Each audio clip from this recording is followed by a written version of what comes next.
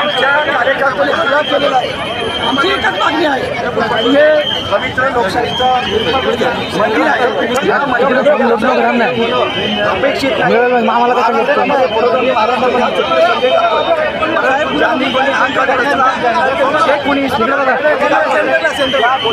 झाली पाहिजे, त्यावर तातडीची कारवाई झाली पाहिजे। या मागणीसाठी आज आम्ही या ठिकाणी सर्व कार्यकर्ते रस्त्यावर उतरले, कारण आम्हाला पोलिसांनी केल्यावर न्याय मिळत नाही, विधान भवनात केल्यावर न्याय मिळत नाही, अध्यक्षांनी केल्यावर न्याय मिळत नाही, मुख्यमंत्री केल्यावर न्याय मिळत नाही।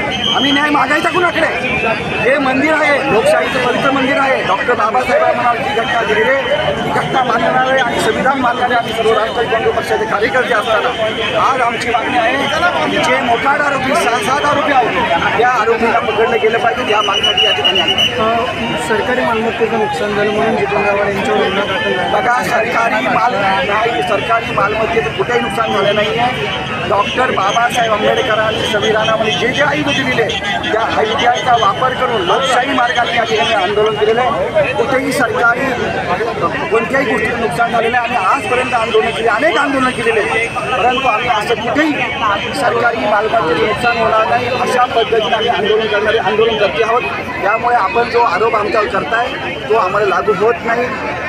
किरकोळ घटना काही ठिकाणी घडला असेल, पण आमचा तो काही उद्देश नव्हता आणि आम्ही लोकशाही मानणारे लोक आहोत। अमोल भाऊ, ज्या पण आता गर्दी केली, आता घोषणाबाजी सुरू होती सरकार विरोधामध्ये, ते एक आंदोलन झालं आता बाहेर विधान भवनाच्या बाहेर। या ठिकाणी आमच्या महिला भगिनी आल्या होत्या, त्यांची एकच मागणी होती, काल जितेंद्र आव्हाड साहेबांवरती जे मोक्कासारख्या गंभीर गुन्ह्याचे गुन्हेगार आहेत, अशा गुन्हेगारांना विधानसभेमध्ये पास कसा दिला गेला?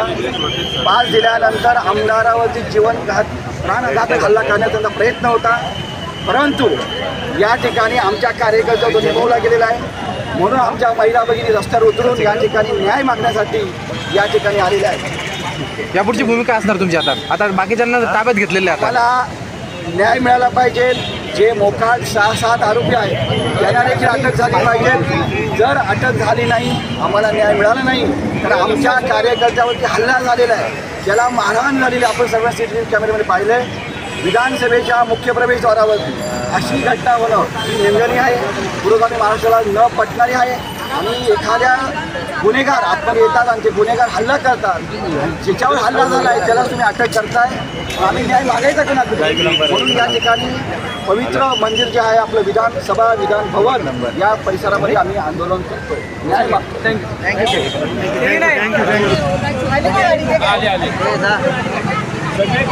मॅडम गाडी वाढीला बोलून घ्या, गाडी घ्या।